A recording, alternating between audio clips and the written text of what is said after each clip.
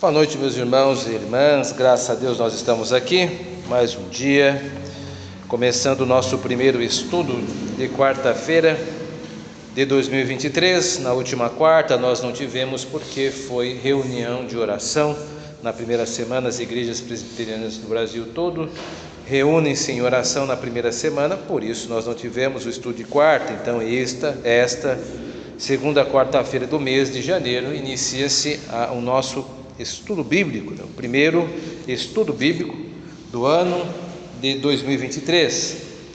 E hoje nós vamos continuar estudando o capítulo 14 do nosso texto de Apocalipse, lembrando que tratamos no nosso último estudo, 2022, sobre as figuras do dragão, das bestas, tanto da terra quanto do mar, da mulher e da vinda do cordeiro. Hoje nós veremos o juízo final retratado pelo narrador. Então vamos começar expondo o capítulo 14, os versos 6 a 7. De maneira didática, eu dividi a exposição do capítulo 14 restante em tópicos. Então, o primeiro tópico trata acerca do anúncio do juízo. Capítulo 14, versos 6 e 7, trata-se então do anúncio do juízo. Diz assim nosso texto: Vi outro anjo voando pelo meio do céu, tendo um evangelho eterno para pregar aos que se assentam sobre a terra, e a cada nação e tribo e língua e povo, dizendo em grande voz: Temei a Deus e dai-lhe glória, pois é chegada a hora do seu juízo, e adorai aquele que fez o céu e a terra e o mar e as fontes das águas. Bom, este anjo que nós vimos aqui neste texto, ele porta o evangelho eterno. Esta é a única ocorrência do termo evangélico em todo o texto do livro de Apocalipse. Não existe outra palavra, não existe outra repetição da palavra evangelho. Isto é digno de nota. E também é a única ocorrência do termo eterno no livro de Apocalipse. Então é curioso que o narrador tenha escolhido estas duas palavras para forjar esta expressão única no texto de Apocalipse, o evangelho eterno. E é interessante que essas duas singularidades mostram a solenidade, com que ele toma a expressão, e o anúncio deste evangelho, tem que ser observado, tem caráter de intimação a todas as nações a duas coisas: primeiro, que temam a Deus, e segundo, que o glorifiquem. Vejamos então, meus irmãos e irmãs, então quando vocês falarem do texto de Apocalipse, podem fazer esta menção. A única menção do termo evangelho em Apocalipse, no texto de Apocalipse, ocorre em um contexto de juízo. A pregação, ela tem este entorno de julgamento, onde há uma cobrança das nações para que temam a Deus e o glorifiquem. Abrindo um parêntese, nós vemos hoje um grande apelo mais aos sentimentos no evangelismo, um grande apelo mais àquela expressão, abre aspas, Jesus te ama, fecha aspas, que é aquela expressão tão divulgada, mas não se fala de quem é este Jesus, desse termo, e que tipo de amor ele confere. Então é curioso ver que os evangelhos, eles quando tratam do evangelismo ou de levar as boas novas, o tom deles sempre é um tom de severidade. O homem e a mulher é colocado no lugar de devedor e devedoras. O evangelho olha sem nenhuma cerimônia de cima para baixo para nós, nos colocando em uma posição menor, não equiparando, não colocando o homem ou a mulher como se estivesse fazendo um favor para Deus ouvir a sua mensagem. Não, o homem e a mulher estão sob o juízo de Deus, e se não ouvirem a mensagem vão para o inferno, simples assim. Aqui o tom é o mesmo. O anúncio do evangelho é feito, o evangelho eterno, dentro de um contexto de juízo. As pessoas precisam crer, se não crerem, não poderão ir para o céu, e o destino então é o inferno. Segundo tópico, a queda da Babilônia é um texto do verso 8 apenas. Diz assim: seguiu-se outro anjo, o segundo, dizendo: caiu a grande Babilônia, que tem dado a beber a todas as nações do vinho da fúria da sua prostituição. Como sabemos aqui, o narrador utiliza frequentemente outros textos para referenciar sua mensagem, para fundamentar a sua mensagem.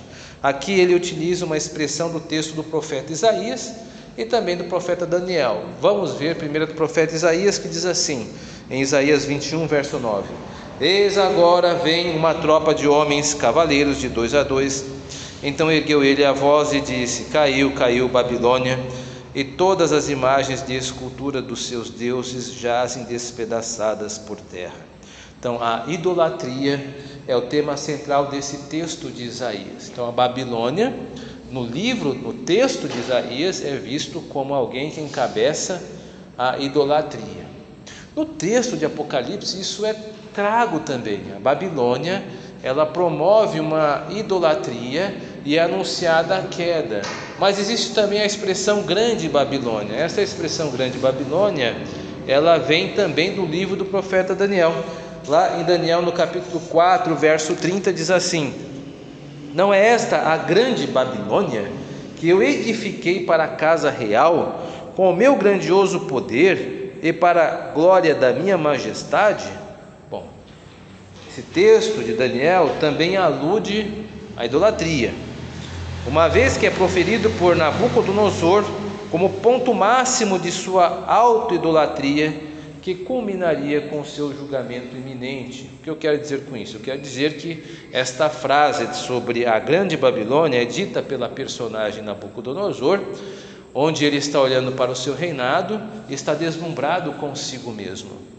E então ele diz: esta é a minha grande Babilônia. Então Deus pune ele, e nós sabemos como pune. Ele vai comer mato como os animais, durante 7 anos, só depois recobra o seu juízo. E tudo isso por quê? Porque ele ousou engrandecer-se a si mesmo, uma auto-idolatria. Então o que eu quero chamar a atenção é que tanto o texto de Isaías quanto o texto de Daniel, ambos falam da idolatria. E são esses dois textos que o narrador João aciona para que possa descrever a Babilônia. Então a Babilônia, esse sistema aqui, ela é forjada dentro do conceito de idolatria, Portanto, o texto em apreço, aqui o nosso texto de Apocalipse 14, 8, é uma condenação, e por meio dessa conjunção, dessa somatória de texto de ambos os profetas, é uma condenação a um sistema político que também é idólatra. Então é isso que está em jogo aqui.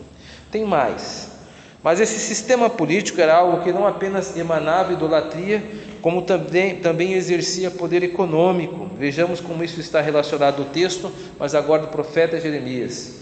Jeremias capítulo 51, verso 8 diz assim: a Babilônia era um copo de ouro na mão do Senhor, o qual embriagava toda a terra, do seu vinho beberam as nações, por isso enlouqueceram. Isaías 51, verso 8, traz a imagem aqui da Babilônia, que estava dando a beber a todas as nações do vinho da sua prostituição.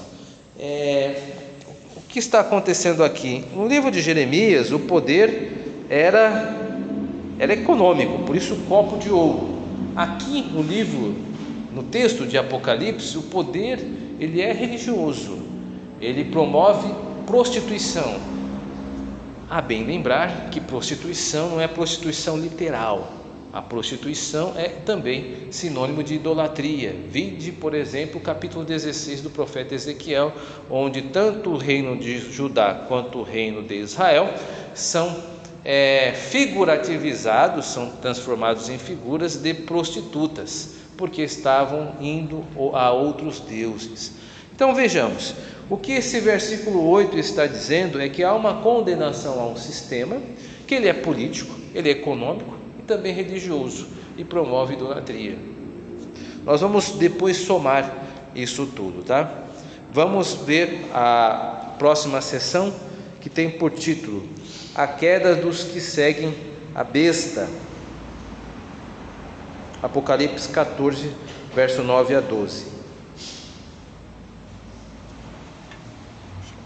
Diz assim o nosso texto, um pouco mais longo que os anteriores: Seguiu-se a estes outro anjo, o terceiro, dizendo em grande voz: se alguém adora a besta e a sua imagem, e recebe a sua marca na fronte ou sobre a mão, também esse beberá do vinho da cólera de Deus, preparado sem mistura, do cálice da sua ira, e será atormentado com fogo e enxofre, diante dos santos anjos e na presença do Cordeiro. A fumaça do seu tormento sobe pelos séculos dos séculos, e não tem descanso algum, nem de dia nem de noite. Os adoradores da besta e da sua imagem, e quem quer que receba a marca do seu nome.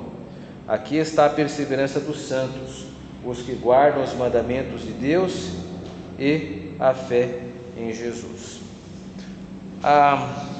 O título desse tópico é a queda dos que seguem a besta. E as pessoas que seguem a besta, elas são alvos desta pequena sessão aqui, dessa declaração de juízo. Elas serão punidas com a mesma severidade que experimentará a besta. Veja as imagens com as quais o narrador ilustra esse castigo: fogo e enxofre.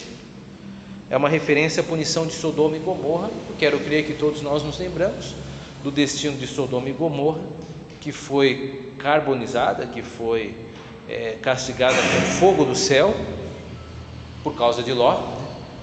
Abraão retira Ló de lá porque na verdade os anjos tiram a Ló de Sodoma, né?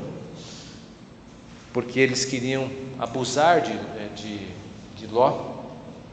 Havia muita impiedade naquela cidade. Ela foi castigada de uma forma severa, né? E o juízo contra Edom também pode ser visto quando nesse texto. Em Isaías 34, verso 9 a 10, diz assim. Antes disso, deixe-me só situar Edom. Acho que os irmãos e irmãs estão se lembrando quem são. Edom é a nação que descende de Esaú. Edom vem de vermelho. Esaú foi irmão de Jacó. É irmão de Israel. Então é uma nação vista como meia-irmã de Israel, né? Ou irmã de Israel. Diz assim sobre Edom: os ribeiros de Edom se transformarão em piche, e o seu pó em enxofre. A sua terra se tornará em piche ardente, nem de noite nem de dia se apagará. Subirá para sempre a sua fumaça, de geração em geração será assolada, e para todo sempre ninguém passará por ela. Aqui eu coloco uma pequena explicação. Embora a nação de Edom não tenha sido historicamente protagonista da queda de Jerusalém, capitaneada pela Babilônia, ela é vista como uma nação seguidora, que se alegrou na queda dos filhos de Deus e também se regalou em sua ruína. Então não deixa de ser evidenciado que os seguidores da serpente experimentarão o mesmo juízo das personagens que estão capitaneando a rebelião contra Deus, isto é, como a nação de Edom foi destruída, os seguidores da besta terão final semelhante. Um profeta que trata sobre este assunto é o profeta Obadias, que fala acerca de Edom, como covardemente aproveitou-se da queda de Jerusalém para retirar despojos de guerra de Israel. Então Edom profetiza uma mensagem de juízo Obadias profetiza uma mensagem de juízo sobre Edom, porque Edom foi covarde enquanto os judeus estavam sofrendo na mão dos babilônios. Os edomitas iam lá e ainda massacravam mais. Isto não passou despercebido pelos olhos de Deus, e aqui está declarado em Isaías uma condenação aos edomitas por isso. O que o narrador de Apocalipse faz, ele recorta este texto, traz para nós, para o seu texto, demonstrando que assim como os seguidores da besta irão sofrer, estes que irão sofrer, sofrerão a semelhança de como Edom sofreu por seguir Babilônia, literalmente, na cidade que destruiu Jerusalém. Por fim, nosso texto lido termina com o contraste dos santos. Esses guardam os mandamentos de Deus e fé em Jesus. A grande diferença dos seguidores da besta ou das bestas são a guarda dos mandamentos e a fé em Jesus, né? Essas são as marcas em contrastes. Então, mais uma vez, o nosso texto trata sobre a marca da besta, e mais uma vez não tem nada com, como que eu posso dizer, não existe nada de mitificação com esse 666. O 6, ele é triplamente referenciado, porque ele é o número do homem. O homem foi criado no 6º dia, e é um número de homem, por isso mesmo, triplamente repetido. Não é aqui nenhum acróstico, não é um código, não, é simplesmente a demonstração de que é um governo puramente humano, puramente caído. E esta marca, ela está a serviço do contexto onde está situada, qual que é o seu contexto que está sendo situada? Ela está dentro de um contexto de uma civilização que ela age politicamente, religiosamente e tem poder econômico. Então, isso que está sendo construído desde o capítulo 13 até agora o capítulo 14, quando foi dito acerca da marca da besta, que era na mão e na testa, nós vimos que era uma paródia de Deuteronômio capítulo 6. O que é uma paródia? Está voltando a Deuteronômio 6, mas invertendo, porque em Deuteronômio capítulo 6, a marca do povo de Deus é dada na mão e na testa, que é guardar a palavra de Deus.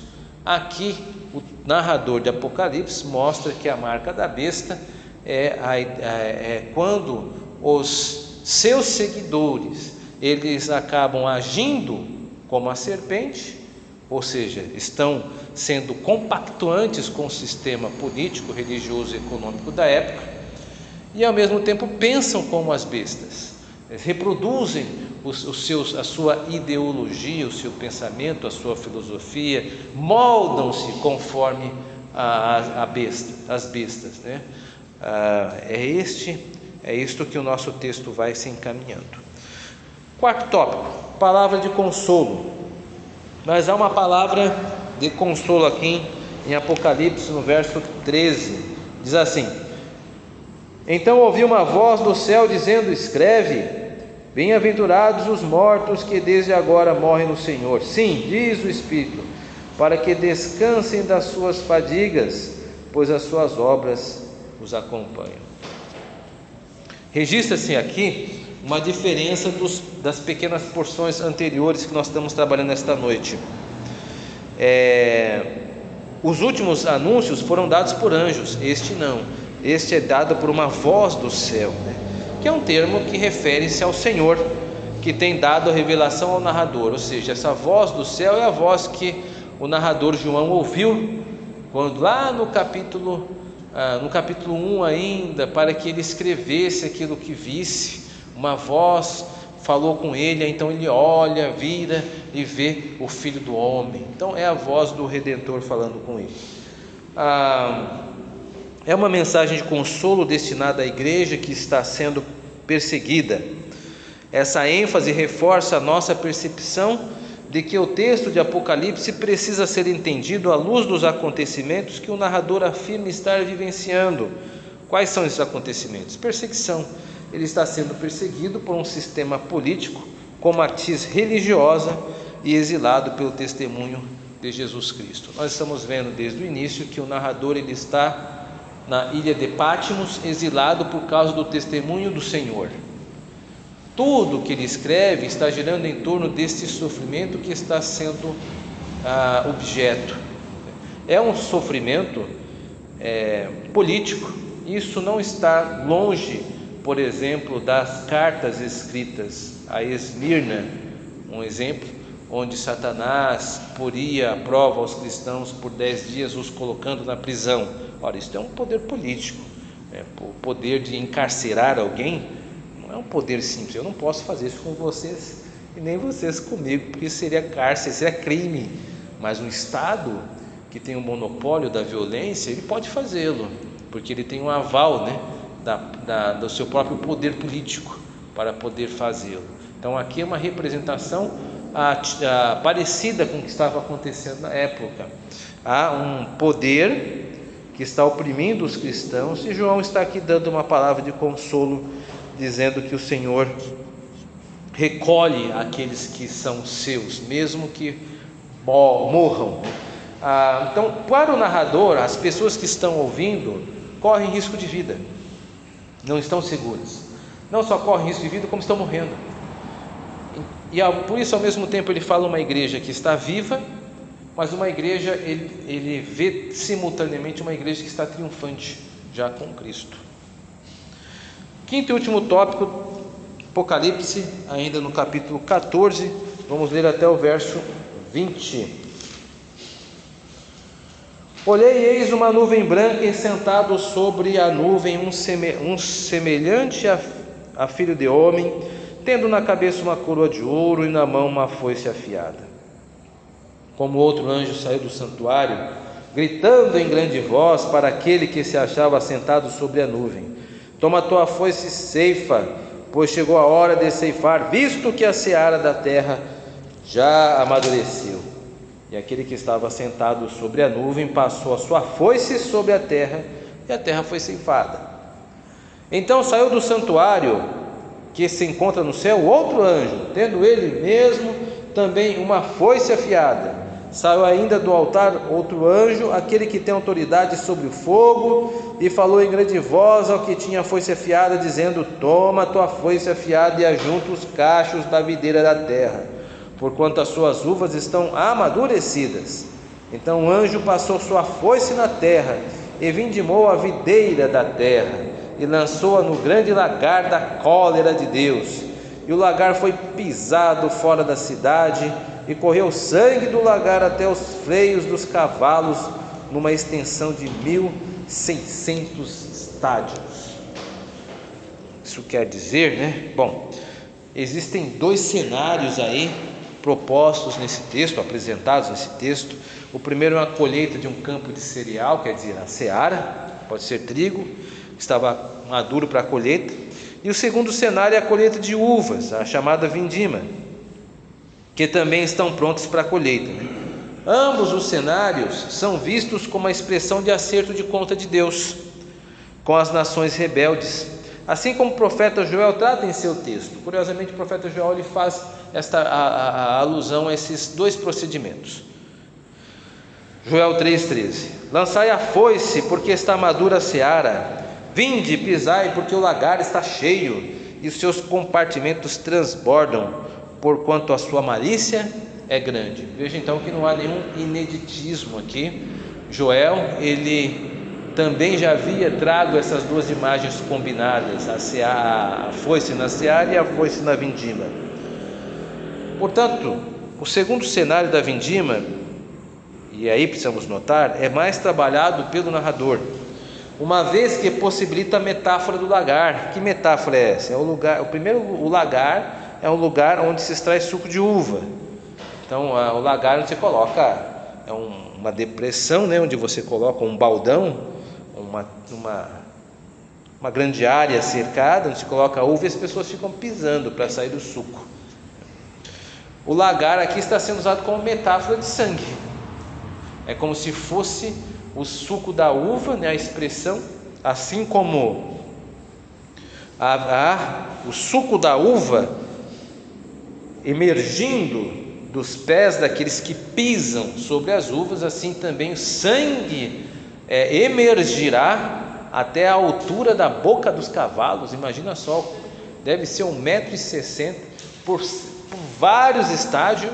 Claro que isto é uma linguagem hiperbólica. O que é uma hipérbole? É uma mensagem exagerada. A ideia é que crie em nossa mente uma imagem de um grande morticínio de muitas pessoas que o sangue chega a se acumular quase mais de 1 metro de altura. Claro que isto é uma hipérbole, não é literal, mas é para mostrar que o juízo aguarda um grande acerto de contas com as nações. Chama a atenção que isto será fora da cidade. Deus ainda preservará a cidade, que é a cidade, uma representação dos seus santos, que são sempre preservados pela providência de Deus. Considerações. Encerramos a sessão que se iniciou na aula passada. Vimos então um arco histórico, desde a queda do dragão, passando pelo nascimento, entronizando o Redentor, entronização do Redentor, e nesse momento terminamos com o juízo sobre os ímpios. Então, se você pegar o capítulo 12 de Apocalipse e ler até o 14, você encontrará um arco de narrativa, desde o início, até mesmo antes do início, porque estamos falando de uma imagem antes da queda do homem, porque é narrada a queda angelical. Depois da queda angelical é que vem então o nascimento pela mulher, que tem as estrelas na cabeça, que simboliza o povo de Deus, o nascimento do Redentor, a sua morte e entronização, e aí então o drama da terra sendo o cenário aonde a serpente habita. Então a serpente o habitar da serpente é trago desses capítulos. Os capítulos anteriores têm uma visão mais celestial do relato. Nós vemos o Cordeiro, vemos o trono de Deus, vemos as almas. Aqui não, do 12 ao 14 não há espaço para isso, é só visão terrestre, debaixo do céu. Então nós encerramos uma sessão e na próxima quarta-feira, querendo Deus, nós continuaremos com os nossos estudos de quarta-feira. Que Deus muito nos abençoe. Amém.